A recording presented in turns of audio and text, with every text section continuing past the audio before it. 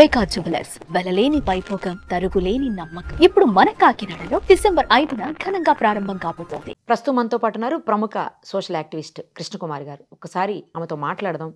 మనం చూసాం రీసెంట్గా నటి శోభిత, కన్నడ సీరియల్ ఆర్టిస్ట్, ఆమె సూసైడ్ చేసుకున్నారు. అలాగే వాజేడు ఎస్ఐ కూడా సూసైడ్ చేసుకున్నారు.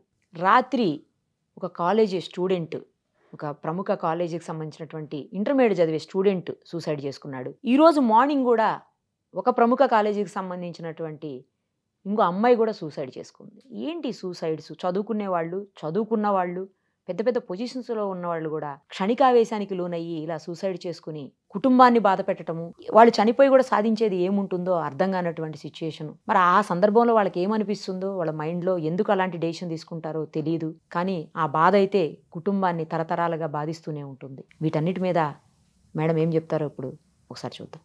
అమ్మ నమస్తే. నమస్తే అమ్మ, చూస్తున్నాం వరుసగా ఇన్సిడెంట్లు.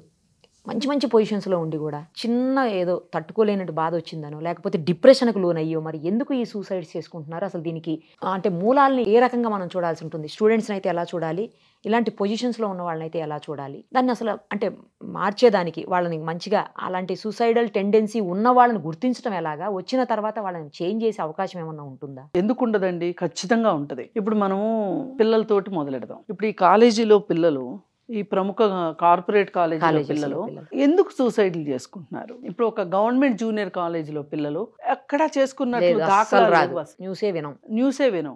అలా అని గవర్నమెంట్ జూనియర్ కాలేజీలో చదువుకున్న పిల్లలు ముందుకు వెళ్ళట్లేదా? వెళ్తూనే ఉన్నారు. కరెక్ట్. కానీ ఈ కార్పొరేట్ కాలేజీల్లో ఏం జరుగుతుంది అంటే పోటీ పోటీ పోటీ, ప్రెషర్. ఈ పోటీలో వాళ్ళని అసలు కుంగదీసేస్తారు. ఇప్పుడు మీరు ప్రైవేట్గా ఇంటర్వ్యూ చేస్తే ఈ పిల్లలతోటి, వాళ్ళకే వాళ్ళు స్వచ్ఛందంగా మాకు ఎంపీసీ ఇష్టం, బైపీసీ ఇష్టము అని వచ్చి చేరాము అన్న పిల్లలు 50% ఉంటారు. మిగతా 50% తల్లిదండ్రులు వాళ్ళు ఇంజనీర్ అవ్వలేదనో, వాళ్ళు డాక్టర్ అవ్వలేదనో, లేకపోతే వాళ్ళకి తెలిసిన వాళ్ళు ఇంజనీర్లు, డాక్టర్లు అయ్యి పెద్ద పెద్ద పొజిషన్స్లో ఉన్నారు, వాళ్ళకి సామాజికంగా ఒక గౌరవం దక్కుతుంది అనే ఉద్దేశంతో పిల్లల్ని బలవంతంగా గుర్రాలని నీళ్ళ దగ్గరికి తీసుకెళ్తున్న పేరెంట్స్ 50% ఉంటారు. అయితే ఇప్పుడు సార్ చేరిన తర్వాత కోపప్ అవుతారులే అనుకుంటారు, ఇలా చచ్చిపోతారంటే ఏ తల్లిదండ్రులు కూడా జాయిన్ చేయరు. పాపం తల్లిదండ్రులను కూడా మనం ఇలా చేసుకుంటారు అని తెలిస్తే వాళ్ళు ఒప్పుకోరు.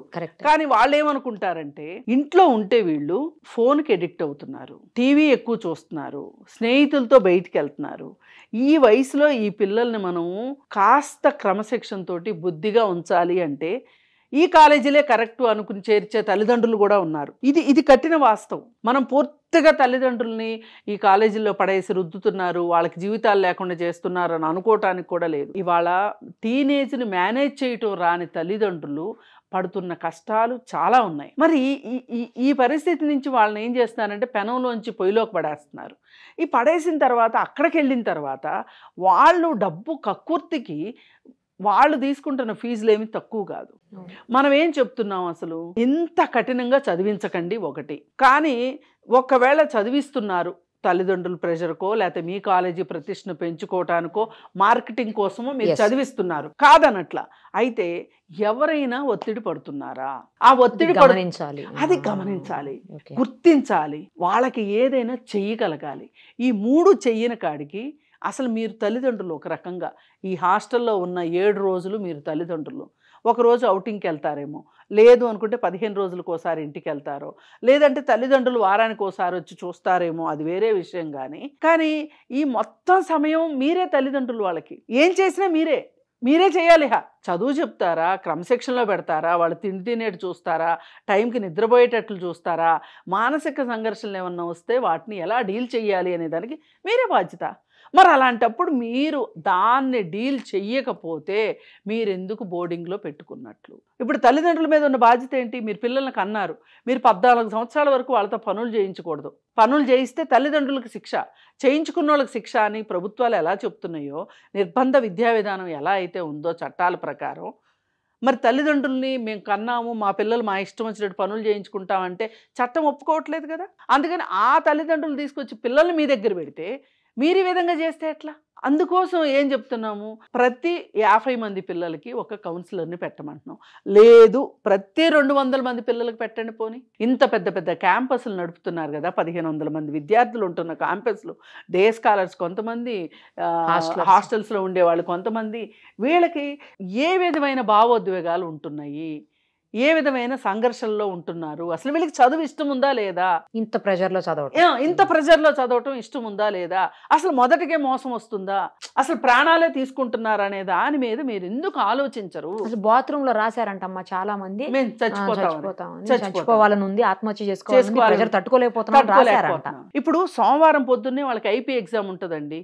ఆదివారం రోజు వాళ్ళు ఏమి రిలాక్స్ అవుతారు చెప్పండి? ఆ వారానికి ఒక రోజు వాళ్ళు రిలాక్స్ అవ్వద్దా? ఆ ఎగ్జామ్ ఏదో శనివారం పెట్టండి, లేదంటే ఆదివారం పొద్దున్నే పెట్టండి ఎగ్జాము. మీ దగ్గరే ఉంటారుగా పిల్లలు, ఒక్క పూటన్నా వాళ్ళని ప్రశాంతంగా ఉండనివ్వరా మీరు?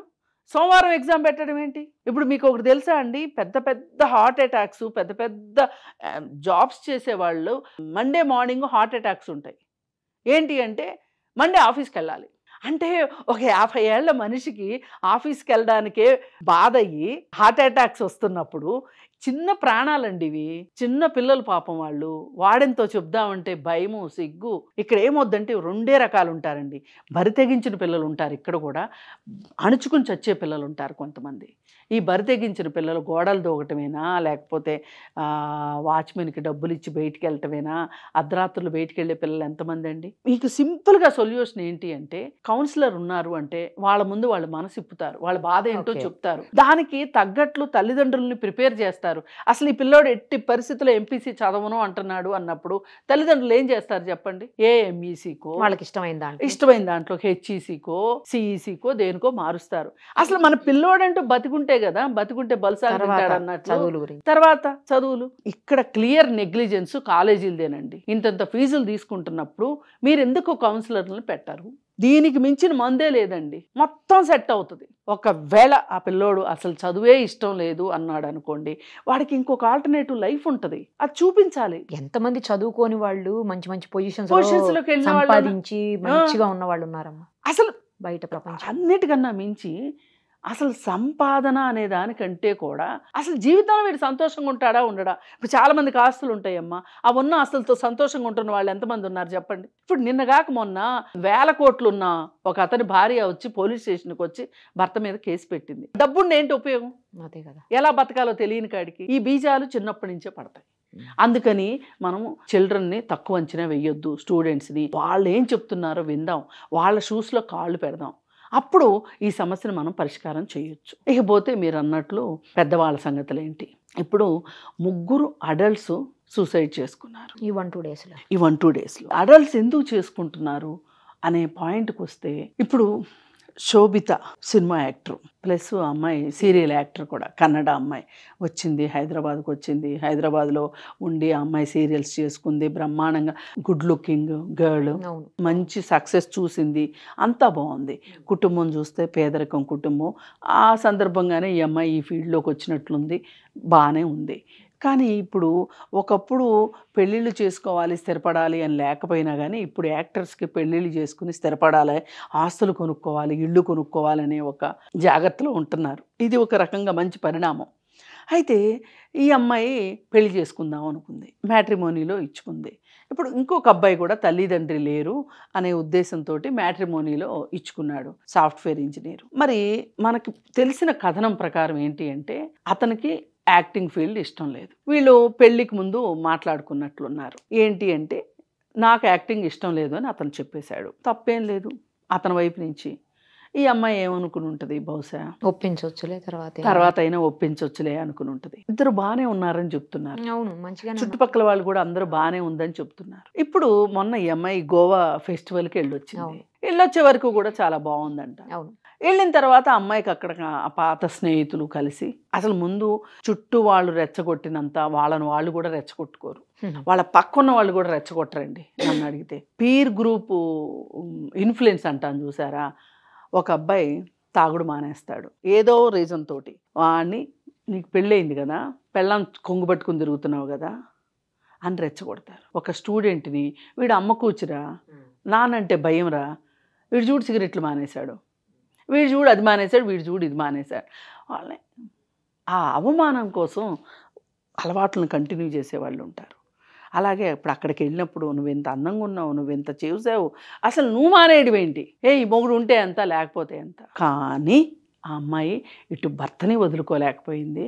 భర్తకి మాట ఇచ్చాను కదా, ఆ మాటను తప్పటం ఎలా అని, అతన్ని నేను ఇప్పుడు కన్విన్స్ చెయ్యాలి అంటే కన్విన్స్ అవుతాడో లేదో అనే ఒక డోలాయమాన పరిస్థితిలో ఆ సంఘర్షణ తట్టుకోలేక ఆ అమ్మాయి సూసైడ్ చేసుకుంది. ఇప్పుడు ఇంకొక అతను పోలీస్ ఆఫీసరు, ఎస్ఐ అవ్వడం అనేది అంత ఈజీ కాదు. ఎంత కష్టం ఆ ఎగ్జామ్ రాయటం, ఆ ఈవెంట్స్లో పాల్గొనడం, ఇవన్నీ చాలా కష్టం. అయిన తర్వాత ఒక ప్రేమ కోసం అతని నిర్ణయం తీసుకున్నాడు అంటే చాలా బాధాకరంగా ఉంది ఇది వినటానికే. ఎందుకంటే అసలు అతను డెసిషన్ మేకింగ్లో ఎందుకు ఇంత పూర్గా ఉన్నాడు, అతను ఎందుకు డెసిషన్ తీసుకోలేకపోయాడు? ఎందుకంటే ఎవరైనా లాజికల్గా ఆలోచించాల్సింది ఏంటంటే, పెళ్లి వయసు వచ్చిన అబ్బాయి కానీ అమ్మాయి కానీ ఇప్పుడు తల్లిదండ్రులు, నా జీవితంలో తల్లిదండ్రుల పాత్ర ఎంత, భవిష్యత్ జీవితంలో నాకు రాబోయే పార్ట్నర్స్ భాగస్వామ్యం ఎంత అని ఆలోచించుకుంటే వీళ్ళకి తట్టేదేంటి, ఎక్కువ కాలం ఉండాల్సింది పార్ట్నర్తోనే. అంటే తల్లిదండ్రులు నేను తక్కువ చేయట్లా, తల్లిదండ్రులు ఇంపార్టెంటే కాదని కాదు. తల్లిదండ్రులు ఇవాళ కాతే రేపైనా సరే మన మీద ప్రేమతోటి మన యాక్సెప్ట్ చేస్తారు. కానీ కోరుకున్న అమ్మాయికి ఇంకొక పెళ్ళి అయిపోయింది అనుకోండి, అటు ఆ అమ్మాయికి ఒక రకంగా నిన్ను మర్చిపోలేకపోతే అక్కడ ఆ అమ్మాయికి నరకం. సరే నువ్వు ఆవేశంలో ఆ అమ్మాయి పెళ్లి చేసుకుంది కదా అని నువ్వు పెళ్లి చేసుకొని ఆ అమ్మాయిని మర్చిపోలేకపోతే ఇంకొక అమ్మాయికి అన్యాయం చేసినట్లు. అందుకని నువ్వు ఇవాళ నీకు ఒక ఆర్థిక స్వాతంత్ర్యం ఉంది, నువ్వు ఒక డెసిషన్ తీసుకుంటే నిన్ను కాదనే వాళ్ళు ఎవరు లేరు. ఇవాళ తల్లిదండ్రుల కోపాలు తాత్కాలికం. నువ్వు ఇంత సిన్సియర్గా అమ్మాయిని ప్రేమించావనేది అర్థమవుతుంది క్లియర్ కట్గా. అసలు నీలాంటి వాళ్ళు బతికుండాలి. అసలు నువ్వు ఇంత ప్రేమ కోసం ఆ అమ్మాయి అంటే అంత ఇష్టం ఉన్నప్పుడు ఆ నిర్ణయం తీసుకోగలగాల్సింది. ఇందాక అతను ఉద్యోగం సంపాదించుకోవటం ఎంత కష్టం అని మాట్లాడుకునే దగ్గర ఐక్యూ ఉంటే సరిపోద్ది. ఇక్కడ కావాల్సింది లైఫ్లో ఈక్యూ కావాలి, ఎమోషనల్ కోషెంట్ కావాలి. ఇప్పుడు నా ముందు ఈ సమస్య వచ్చింది, నేను ఎలా పరిష్కారం చేసుకోవాలి? ఇప్పుడు మనం ఏమైనా సరే ఒక ఊరు వెళ్ళాల్సిన అవసరం ఉంది, ట్రైన్ వెళ్ళిపోయింది, వాట్ నెక్స్ట్ అని ఆలోచిస్తామా? ట్రైన్ కింద తలబెడతామా? వాట్ నెక్స్ట్ ఏంటి? బస్సులో వెళ్తామా? లేదు డబ్బులు పోయినా పర్వాలేదు ఫ్లైట్లో వెళ్తామా? లేదు ఒక కార్ ఎంగేజ్ చేసుకుని కారులో వెళ్తామా? ఇన్ని మార్గాలు ఉన్నాయి. ఇవన్నీ వదిలిపెట్టి అసలు నేనేంటి, నాకు బుద్ధి లేకపోవడం ఏంటి, నేను టైంకి రాలేకపోవడం ఏంటి, ఒక అరగంట ముందు రావాలని తెలీదా, ట్రైన్ మన కోసం ఆగదని తెలీదా, బస్ అయినా ఆగుద్ది కానీ ట్రైన్ ఆగదని తెలీదా? ఇవన్నీ మాట్లాడే టైం లేదు ఇప్పుడు. ఇవన్నీ ఆలోచించాల్సింది ఎప్పుడు?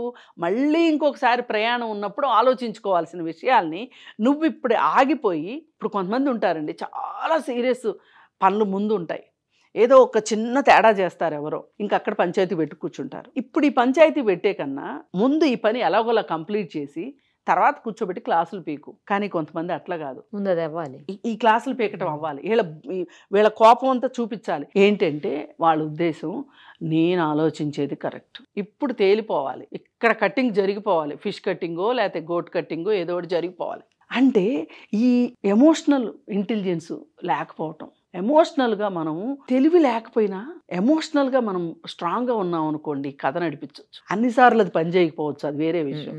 కానీ ఒక విపత్కర పరిస్థితిలో మనము ఆలోచన చేసి గండం గట్టెక్కచ్చు, తర్వాత ఆలోచించుకోవచ్చు. అది ఎందుకో ఇతను చేయలేకపోయాడు. అది తల్లిదండ్రుల మీద ప్రేమో, లేకపోతే తల్లిదండ్రులు ఏమి బ్లాక్మెయిల్ చేశారో, ఇక నీకు మాకు సంబంధం లేదన్నారో, ఇలా అన్నవాళ్ళు.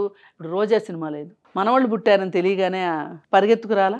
ఆ అబ్బాయి తండ్రి ఫస్ట్ వచ్చాడు, తర్వాత ఆ అమ్మాయి తండ్రి వచ్చాడు. ఆ అమ్మాయి నా జీవితాన్ని నాకు దూరం చేయకండి అని చెప్పి అడుగుతుంటే, ఇంకెక్కడ మా దూరం చేసేది, ఆకలి అవుతుంది అన్నం పెట్టు, నీ పిల్లలకి నేనెందుకు దూరం చేస్తాను, కొంచెం అన్నం పెడతావా అని అడుగుతాడు మామగారు. ఎంత గొప్ప సన్నివేశం. జీవితాలు ఇలాగే జరుగుతుంది. నిజంగా సినిమాలో చూపించారని కాదు, నిజంగా కూడా జరుగుతుంది. మనవళ్ళు మనవరాళ్ళు వచ్చాక ఇంకా అసలు వాళ్ళ కోసం మొత్తం బెండ్ అయిపోతారు. అప్పటికీ మూర్ఖంగా ఎవరన్నా ఒకళ్ళు అలా ఉంటే వాళ్ళ కర్మానికి వాళ్ళని వదిలేయాలి. ఈ చిన్న విషయం ఇతనికి అర్థం కాల. ఆ ఎమోషన్ బ్యాలెన్స్ చేసుకోలేకపోయాడు. ఇటు ఈ అమ్మాయి అటు తల్లిదండ్రుల. బహుశా నేను అనుకోవటం తల్లి అంటే కూడా చాలా విపరీతమైన ఇష్టం ఉండి ఉంటుంది అతనికి, అందుకే తేల్చుకోలేకపోయాడు. మరి ఈ శోభిత తేల్చుకోలేకపోయింది. సంఘర్షణ అక్కడ. నేను ప్రొఫెషనల్గా ఉండాలి, ప్రొఫెషనల్గా నేను ఉండాలి అంటే అతను ఒప్పుకోడు. అతనా ప్రొఫెషనా ఎన్ని వేల సార్లు మదనపడి ఉంటుంది ఆ అమ్మాయి. ఇప్పుడు ఈ పోలీస్ అయినా అంతే, ఎన్ని వేల సార్లు మదనపడి ఉంటాడు. మీరు జీవితంలో తల్లిదండ్రులకి ప్రేమ వివాహం ఇష్టం లేదు అని తెలిసినప్పుడు మీరు ఆ నిర్ణయం తీసుకోగలిగే శక్తి లేకపోతే మీరు అసలు అటు జోలికి వెళ్ళకండి. ఇంట్లో వాళ్ళు చూసిన వాళ్ళని పెళ్లి చేసుకోండి. ఇప్పుడు శోభిత అయినా తను పెళ్లి చేసుకోదలుచుకున్నప్పుడు ఇక ఈ సినిమాలు గట్రా ఇవన్నీ సీరియల్స్ ఇవన్నీ పక్కన పెట్టేయాల్సింది. ఎందుకు ఆ అమ్మాయి పొసకలేకపోయింది జీవితంలో అంటే బహుశా నిర్ణయం తీసుకునే శక్తి ఆ అమ్మాయి దగ్గర లేదయ్యి ఉండాలి. డెసిషన్ మేకింగ్ ఇవాళ నేర్చుకోవాల్సింది డెసిషన్ మేకింగే నేర్చుకోవాలి. ఈ డెసిషన్ మేకింగ్ అనేది ఒక ప్రాసెస్. ఈ ప్రాసెస్లో మంచి చెడు ఆలోచించుకోవాలి. ఆలోచించుకుని డెసిషన్ మేకింగ్ తీసుకోండి.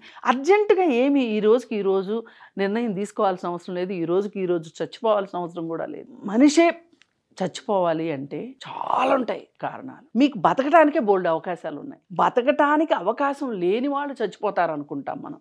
అసలు వీళ్ళకి ఏం తక్కువైంది ఇద్దరికి బతకటానికి? కానీ నేను మీరు మాట్లాడుకున్నంత ఈజీ కాదు ఆత్మహత్య చేసుకోవాలి అనుకోవటం. దానికి కూడా ధైర్యం కావాలి, చాలా ధైర్యం కావాలి. బతకటానికంటే ఎక్కువ ధైర్యం కావాలి ఆత్మహత్యకి. ఆత్మహత్య అనేది ఎలాంటి పరిస్థితి అంటే ఇక వాళ్ళకి ఈ జీవితంలో ఆశ ఉండదు. తన చుట్టూ ఉన్న మనుషులతోటి డిస్కనెక్ట్ అయిపోతారు.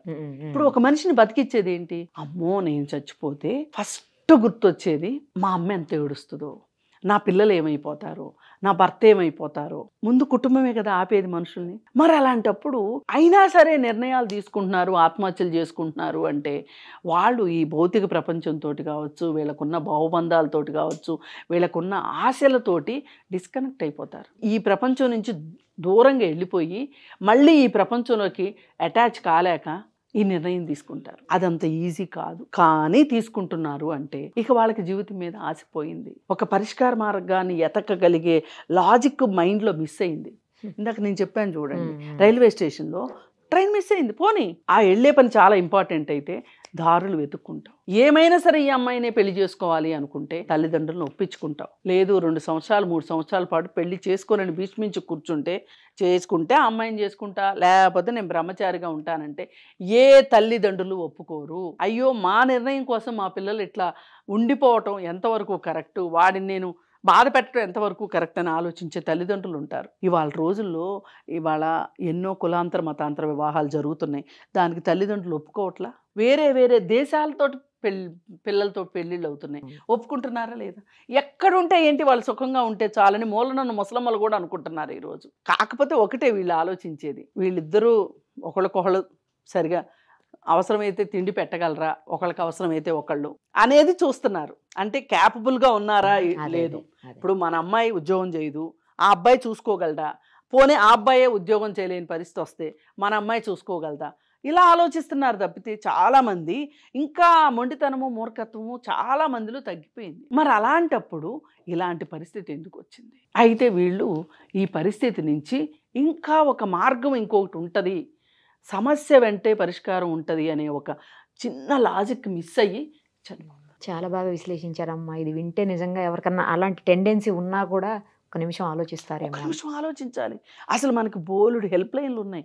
రోషిని కౌన్సిలింగ్ సెంటర్ అని చెప్పి మనకు ఒక హెల్ప్ లైన్ ఉంది. దానికి ఫోన్ చేసామనుకోండి, వాళ్ళు మాట్లాడతారు, కౌన్సిలింగ్ మాట్లాడతారు. మాట్లాడి అలా మాట్లాడిన తర్వాత ఆత్మహత్య నిర్ణయాన్ని చాలా మంది మార్చుకున్నారు. అవును, మనకు అలాంటి అవకాశం ఉన్నప్పుడు అవకాశాలని ఎక్స్ప్లోర్ చేసుకోవటమే. కష్టం ఉన్నప్పుడే నీకు అత్యంత సన్నిహితులు ఉంటారు. ఇప్పుడు నువ్వు కష్టంలో ఉన్నప్పుడు నీకు ఆలోచనలు రావు, ఐడియాస్ తట్టవు, మైండ్ పనిచేయదు. అలాంటప్పుడు పక్క వాళ్ళకి నీ జీవితాన్ని అప్పచెప్పు కాసేపు, వాళ్ళు బెటర్ సొల్యూషన్ చెప్తారు, ఖచ్చితంగా చెప్తారు. మనకంటూ ఎవరో ఒక్క మనిషి అయినా ఉంటారుగా ఈ ప్రపంచంలో. చాలా మంది ఉండేవాళ్ళు అదృష్టవంతులు, అది వేరే. ఒక్కరైనా ఉంటారు. ఆ ఒక్కరికి చెప్పుకుంటే ఇది కాదు బాస్, ఇది కాదు తల్లి, ఇంకోటి ఉంది అని ఒక ఆల్టర్నేటివ్ చెప్తారు. ఇప్పుడు కాలేజీల విషయంలో మట్టుకు మళ్ళీ మళ్ళీ చేతులెత్తి కాలేజీలకు చెప్తున్నా, ఇంతమంది చచ్చిపోతుంటే కూడా ప్రభుత్వాలు కూడా వాళ్ళని ఎందుకు నిర్దేశించట్లేదు నాకు అర్థం కావట్లేదు. మీరు ఖచ్చితంగా ప్రొఫెషనల్ కౌన్సిలర్స్ని మీరే అపాయింట్ చేసుకోవాల్సిందే అని. అలా చేసుకుని ఉంటే ఇవాళ ఎలా చాలా మంది ప్రాణాలు కాపాడొచ్చు. రైట్ అమ్మా, థ్యాంక్ యూ. సుమన్ టీవీలో మీ పర్సనల్ అండ్ బిజినెస్ ప్రమోషన్స్ కోసం కింది నెంబర్కి కాంటాక్ట్ చేయండి.